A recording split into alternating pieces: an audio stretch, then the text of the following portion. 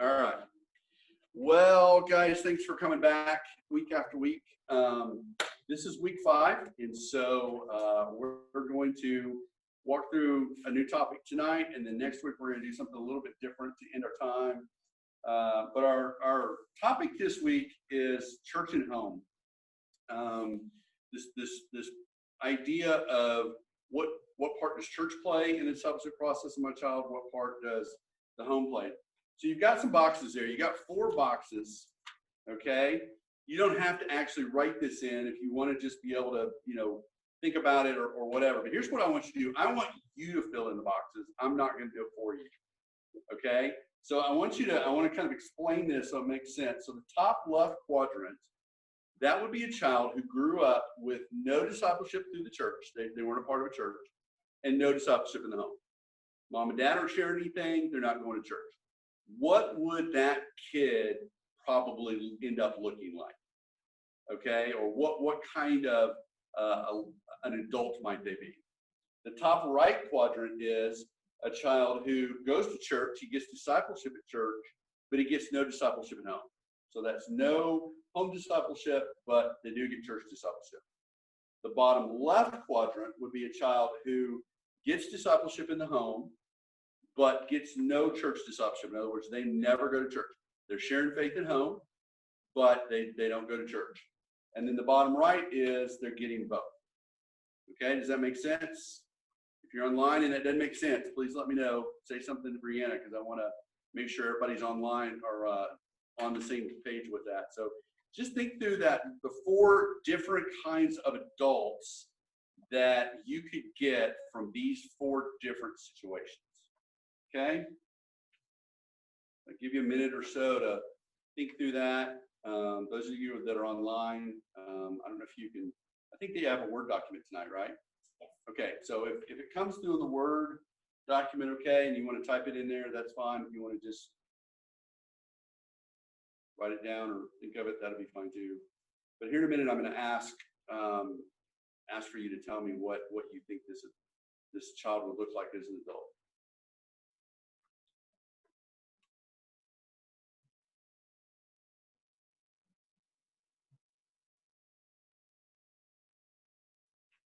Everybody's taking the SAT here.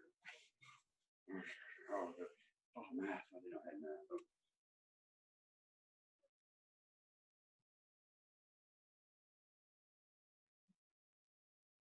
Okay, about one more minute. Maybe less.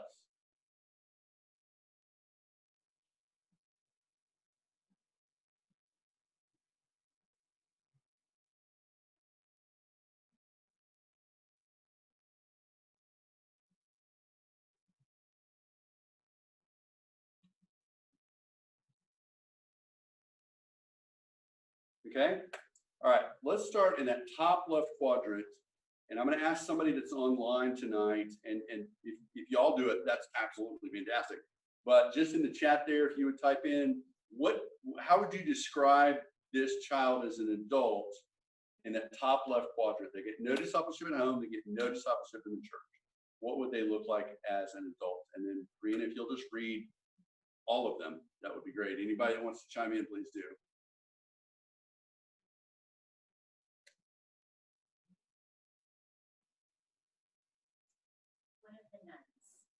One of the nuns, yes.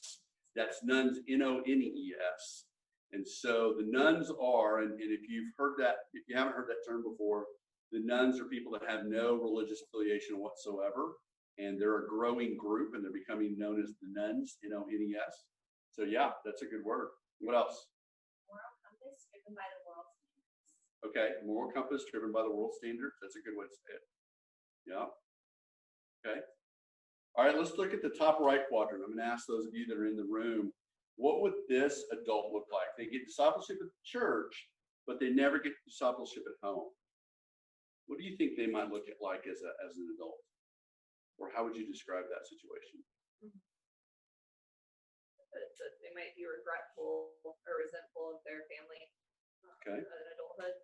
Yeah. But probably a kind person. Okay. You're very generous.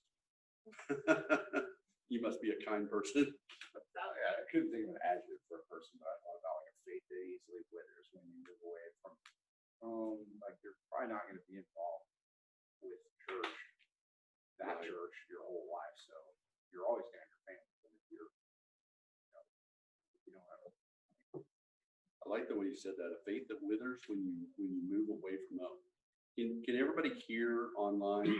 Those are really good answers. Okay, so well, I did, but I'll say it again. But yeah, so his great answer is a faith that withers on the vine when they move away from home. And I think that's a great way to look at this person. This is somebody who probably when they graduate from high school, they graduate from church. Think of this. When you now is that guaranteed that's going to be every kid? No, not at all. We've talked about that before. God can do anything at any time, but a child who's not given discipleship in the home and only goes to church, the message that mom and dad are sending in the home of not discipling is most likely going to overrule the hour or 2 hours or whatever they might get at church, and so they're very likely to head off to college and it's just whatever. Now, that isn't always the case, as I said, but I think that's a good answer, okay? Bottom left, somebody who gets discipleship in the home, but they get no church discipleship. What might this one? I think this is the hardest one to describe. So online folks, you are the superstars here. You give me an answer here. What do you think this person in the bottom left quadrant might look like as an adult? Discipleship in the home, but no church discipleship.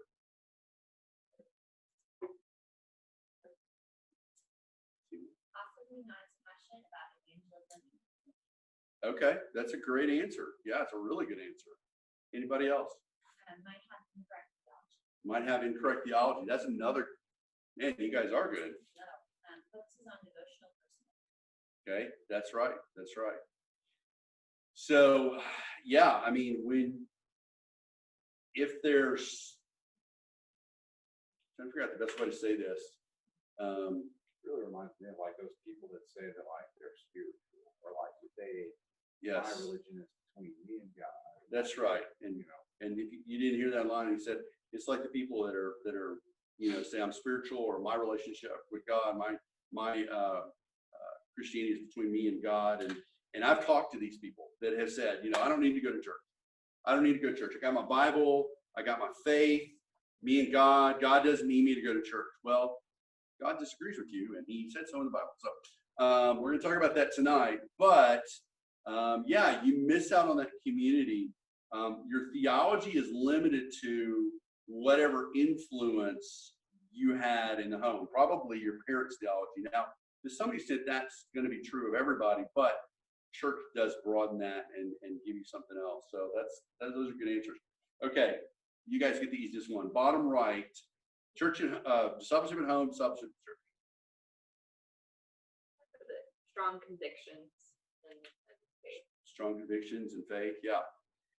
Obviously, this is the best. This is the most ideal of the four. What comes in second? I think the other three, well, the other two, the top right and the top and the bottom left, are a tie, because at least they're getting some discipleship.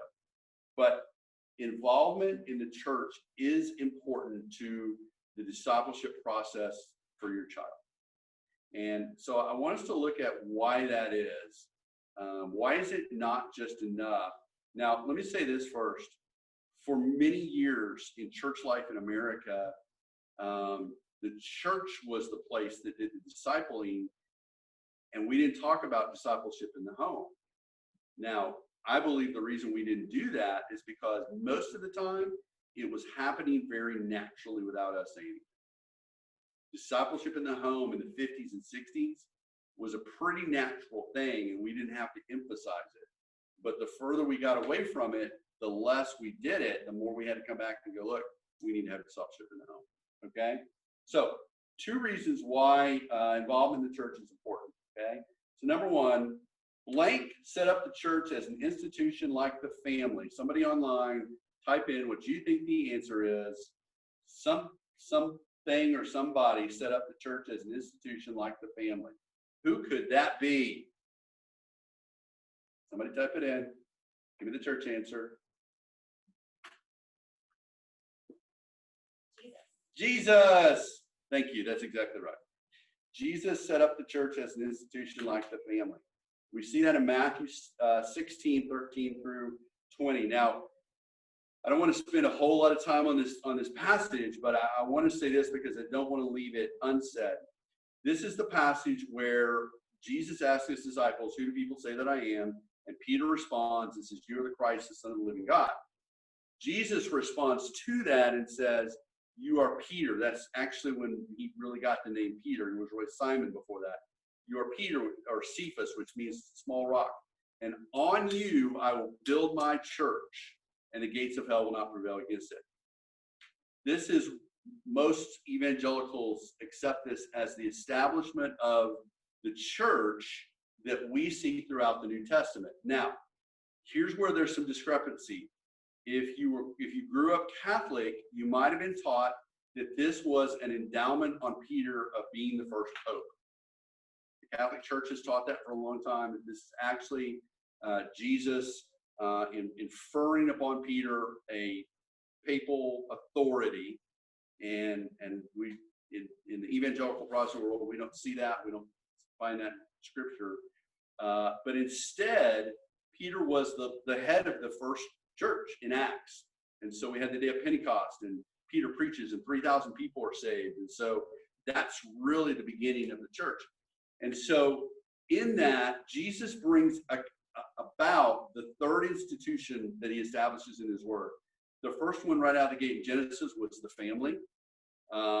When he says about Adam and Eve, what God has put together, let man not separate. It's also quoted in the Gospels.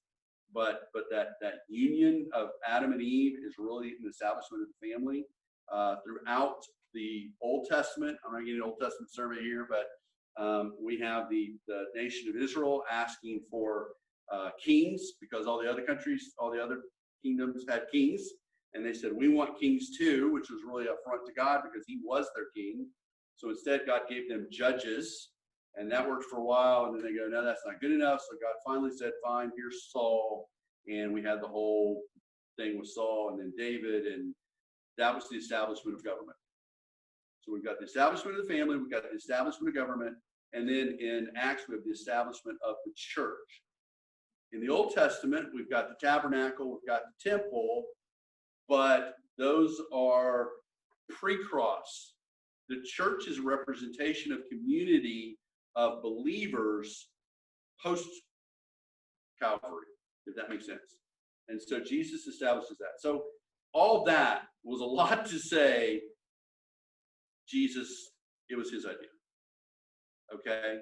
It was his idea that we have the church. It was his idea that it connects with the home, and that's how such would happen. So second one is this, and I want to spend a little bit more time on this one. The second reason why involvement in the church is important to your discipleship process is quite simply people. People. The church is about people. Now, y'all seen this before. We did this growing up in my house, and you've probably seen that. You know, it's you fold your hands like this and say, "Here's the church, here's the steeple, open the doors, there's all the people."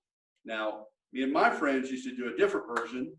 It was, "Here's the church, here's the steeple, open the doors, where's all the people, down the street, in the bar, open the doors, there they are." That's not a good one, okay? I'm just saying, that's probably not very funny. I shouldn't have said that. But so the church is people.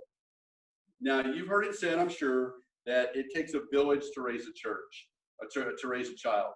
No, it takes a church to raise a child. Okay? Now, when we hear that, it's weird because we think Houston's First raises my child. No. Houston's First is a local body of believers, an organization, an organism really, because it's living. But the people that are believers are the ones that come around us, okay? So I want to talk to you about 3 groups of people in the church that can have a tremendous impact on the discipleship of your child. And I want to tell you from the beginning that research has shown that this is very important.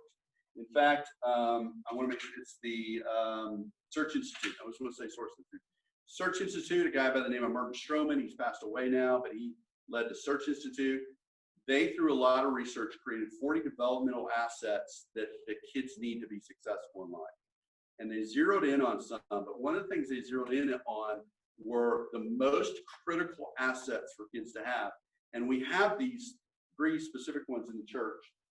The first one is what we would call here a life Bible study teacher or a small group leader. So when your child's in preschool or children here, they'll have a life Bible study teacher. Okay? When they get into the student ministry, they'll have a small group leader. It's a little bit different. It's made more for teenagers, as it should be. When they get to middle school and high school, it's divided off by gender. Because before that, it's no big deal. After that, it's a big deal. And so your life Bible study teacher. Now, here's what's unique, and it's tied into the convictions that we have here at Houston's First, is that in some churches, if you take your child to preschool on Sunday morning, they'll have, let's say they're going to have 3 classes of 2 and 3-year-olds. And they know that every Sunday they're going to have 3 classes of 2 or 3-year-olds. What they'll do is they'll fill up the first class, and then when it's full, they'll fill up the second class, and when that's full, they'll fill up the third class. We don't do that. Now, we're having to do that a little bit during COVID because it's different and crazy, but that's not the way we normally do it. Here's the way we normally do it. We have your child, this will be the same in middle school or in children's ministry, middle school and high school. Your child is designated to a class. That class has adults that are designated to that class. The reason we're doing that is we want this group of LBS leaders to influence, to impact your child on a weekly basis.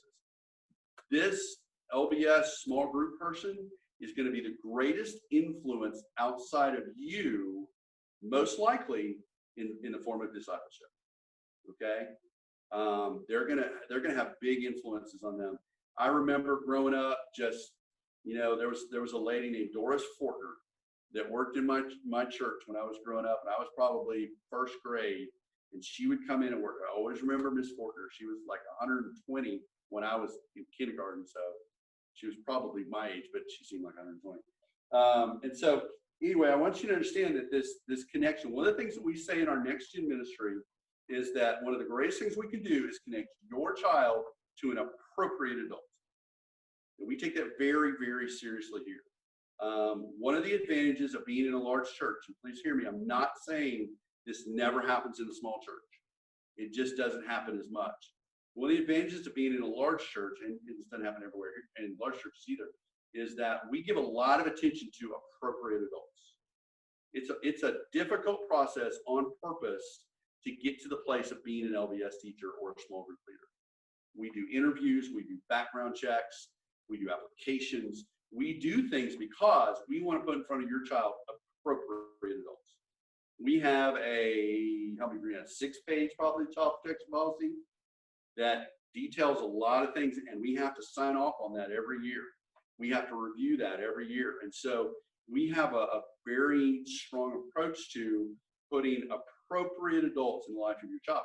But once we do that, this is a person that can have an incredible impact. When you are telling your child at home, like we've talked about in other weeks, God is good. God loves you. God's for you. And then you have a life Bible study teacher on Sunday morning in their 3-year-old class who's saying, God is good. God loves you. God is for you. There's lessons they're going through, learning these things. That echoing, that stereo effect of I hear it at home and I hear it at church, powerful. Okay, that's not the only group. The second group is this. I'm going to call it staff. Typically, it's staff. This would be in the preschool area. It'd be somebody like Brianna. It would be Melinda. It would be Kelly. It would be Kristen. It would be Maribel. It would be Miss Jeannie. It would even be some coordinators. It would be some people that have some other responsibilities.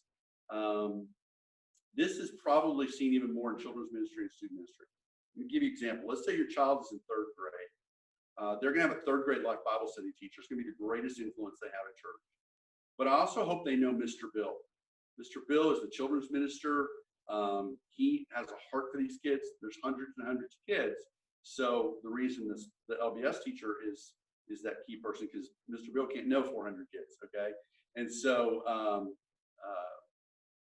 but he will influence them. And so this is influencing. Sometimes it's counseling, possibly it's mentoring. It's not as impacting as an LBS teacher, but they still have an incredible impact. Here's an example.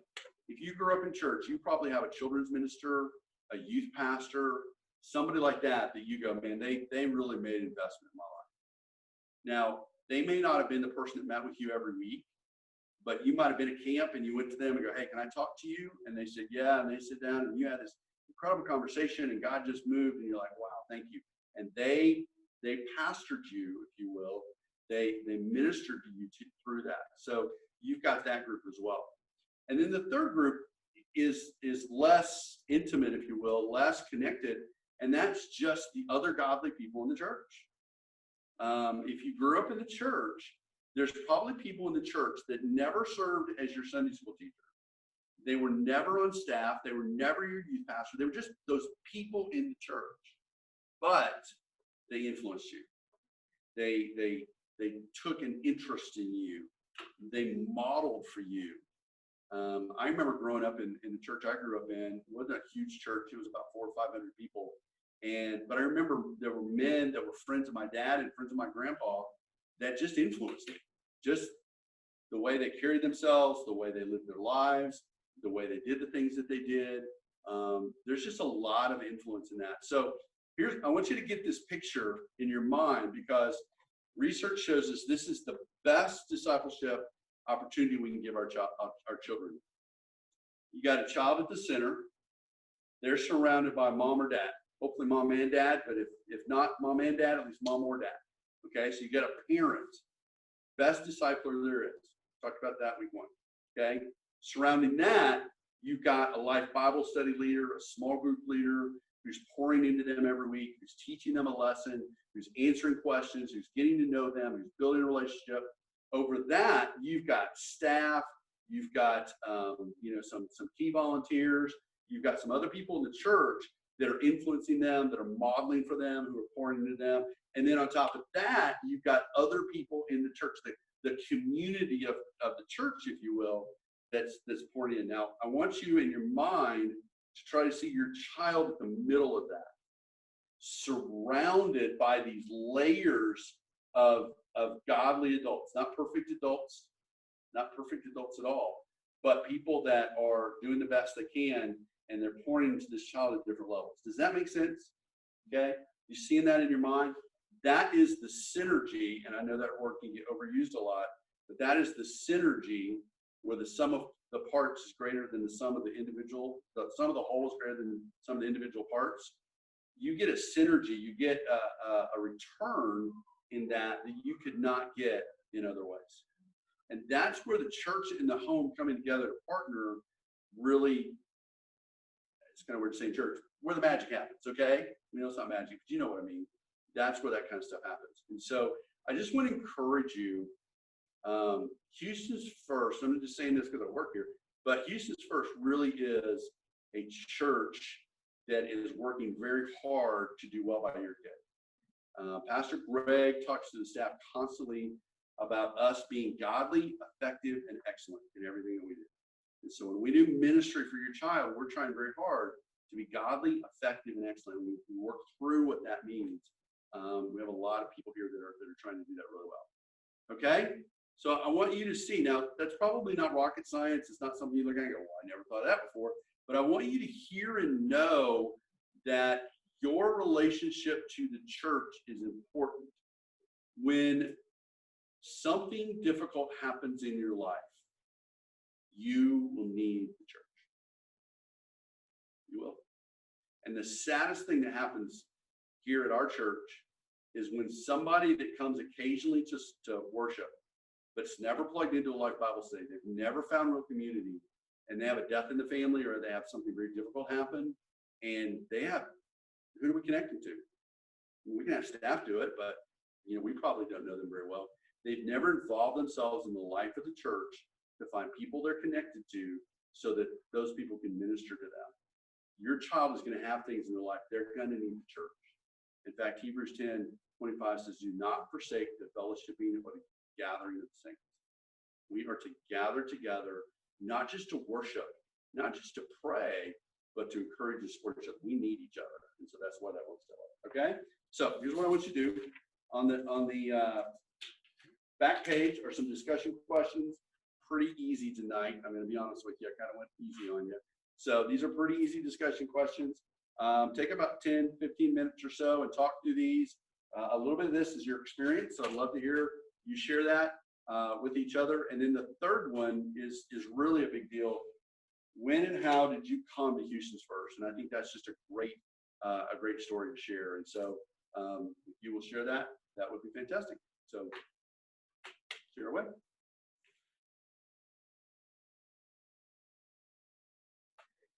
So this third question on the discussion questions is my favorite question to ask anybody here. When and how did you come to Houston's First?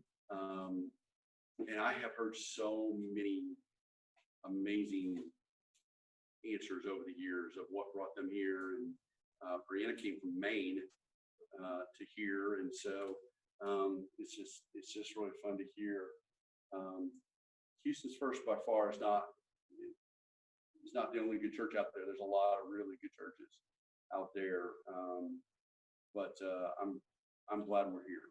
You know, this is a good church, and so I hope you enjoy being here as well. So I'm going to let Wendy share whatever Wendy's going to share. I don't know. So. So y'all know I come here from teaching a fitness class on Wednesday nights. I teach a class in the FRC, and so I'm going to talk fitness for just a minute. There are a lot of people who often want a certain end result in fitness. They have a fitness goal to be more fit, a certain number on a scale, to get stronger, healthier, on and on. But there are only a few people who spend the time, sacrifice, hard work, all the things it takes to get that end result for that fitness goal. It takes intentionality, overcoming feelings to do the right things, that hard work. Those are all the same things we've been saying about parenting, right? I've seen people walk in a gym, look around, don't know where to start, so just actually leave. People may come in and start, but then fizzle out because they're on their own.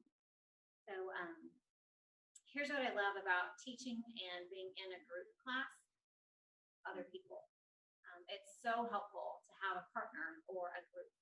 And I'm one of those weird people who enjoys exercising, and I will work out by myself, but definitely push harder and accomplish more when I'm with other people. We were, in fact, just the class tonight, I was telling them that I was talking about our group a little bit, and just there's a lot of encouragement there, and you see other people working hard, so you keep going and just do way more with other people than on our own.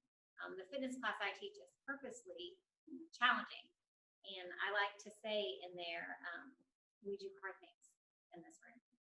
And you know what? Even though it's a hard class, people keep coming back because it's a community and we encourage each other. So as parents, we don't want to set an example to our children that we only do what's easy. I know Doug has been talking tonight about the importance of church and how discipleship at home and church together makes the best team. I understand that it can be hard to get your family to church, and now more than ever, because we've had this crazy year that had several weeks of being online. At-home church was our only option for quite a while. And so we know families who have just gotten used to staying home, and even heard people say it's just easier, right? Getting up on a Sunday, getting kids fed, dressed, out the door, in car seats can be a lot of work.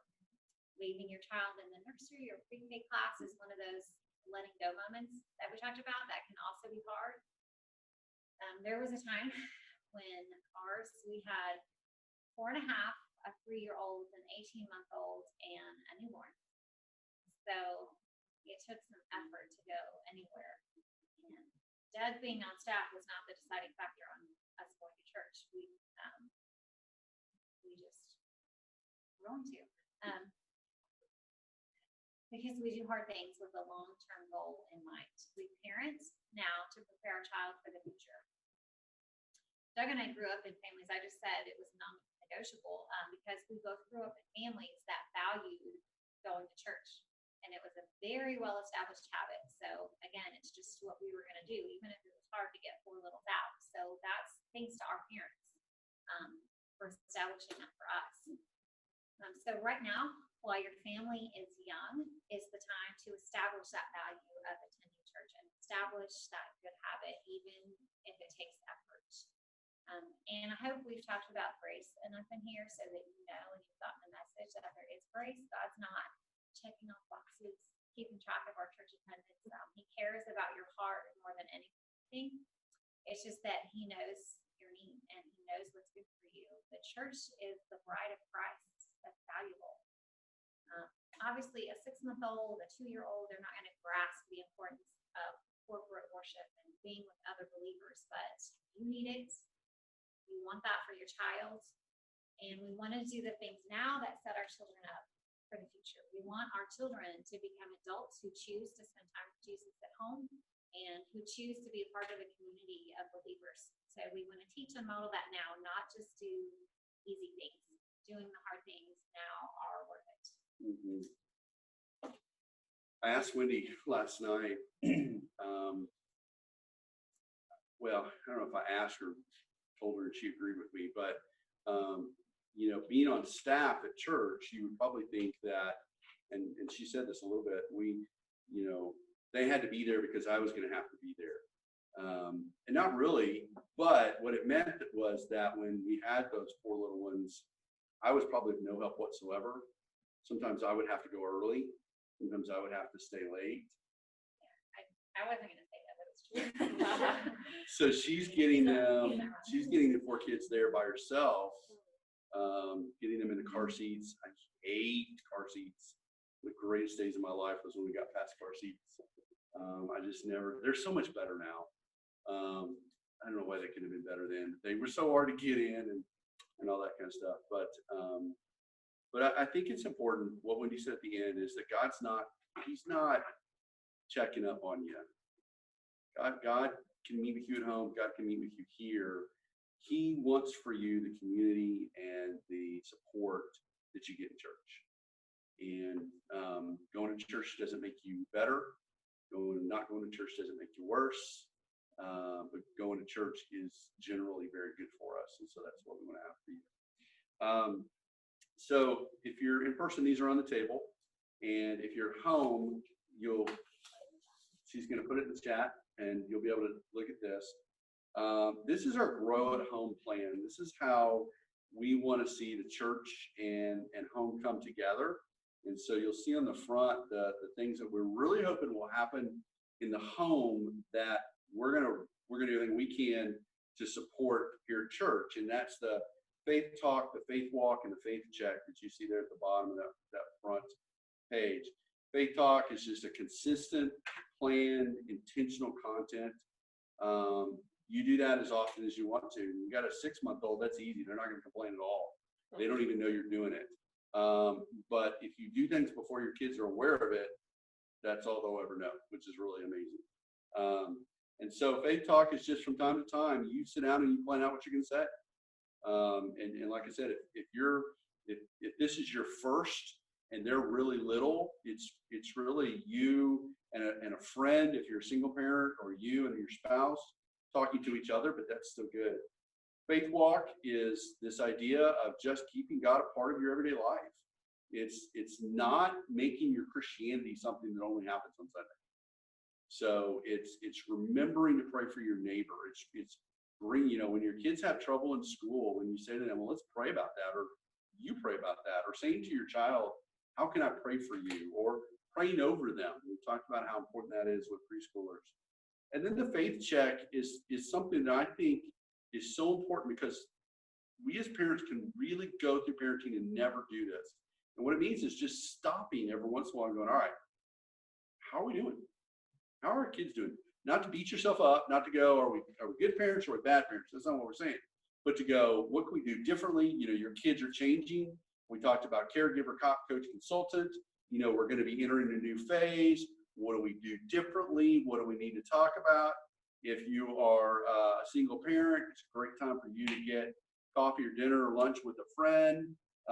If you're married, it's a great date night. It's just a time, consistent, collaborative, and prayerful. What do we need to do? Now, on the back is a whole lot more about what we're going to do at church. And so we've got these celebrations, parent commitment, first grade Bible presentation, welcome to the hub, and senior celebration. Those are milestones that are meant to celebrate those different milestones in your child's life. The church will give your child a Bible at each of those 4. So at parent commitment, they're going to get a toddler Bible. At first grade Bible presentation, they're going to get a kid's Bible. At welcome to the hub, they're going to get a teen Bible. And at senior celebration, they're going to get kind of a college young adult Bible. Okay? And we do that because we want to keep pouring that in. We've got 2 experiences now, but we're hoping to add some more. One is around 4th grade or so, and it's an emphasis on purity. And by celebration or by an experience, we mean it's something where we want a mom and a dad to experience with their child. This isn't so much a program that the church sets up, but something we try to put it on the tee for you, and then you knock it out of the park for your kid. Outback Texas is a fantastic event we do with 8th graders, sometimes 9th graders, where they go on a Friday and Saturday with their parents. And there's this big old field, and they camp out, and it's the nicest, most luxurious camping out you will ever do in your life. And it is a tremendous opportunity. Church people, we're not even there. We just let everybody know about this, get them signed up for it. It's great. And then we have tools. We have resources. Over here, we've got a little kind of thing for our app. If you don't have the app, I hope you'll get that because there's a lot of things on there. We do classes like this one right here. We do conferences. Our conference got canceled this year, obviously, because everything got canceled this year. But we do other things like that. So I want you to see that we're trying to do a lot of things for you and to help you and to support you and all that. So I hope that that's helpful and encouraging to you. Okay? All right.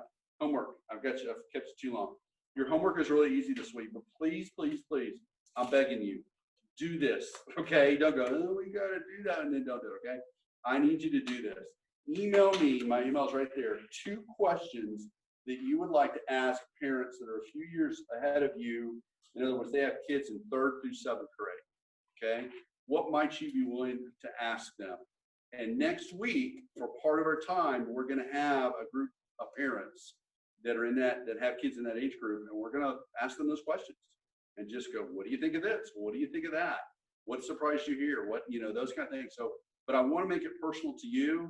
So if you'll email me 2 questions, I would just really appreciate it because that'll make it such a better event. Okay? Awesome.